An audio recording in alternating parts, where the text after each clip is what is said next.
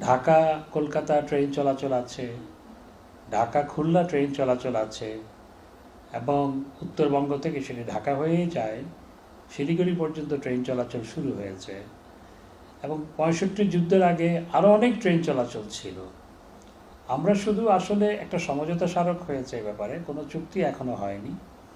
এবং আমরা regional connectivity নিয়ে আমরা ভাবছি যে বাংলাদেশ থেকে ট্রেন ভারতে শুধু যাবে না, বাংলাদেশ থেকে ট্রেন নেপালও যাবে, বাংলাদেশ থেকে ট্রেন ভুটানে যাবে। এবং আমরা রিজিওনাল কানেক্টিভিটি নিয়ে আলোচনা করছি।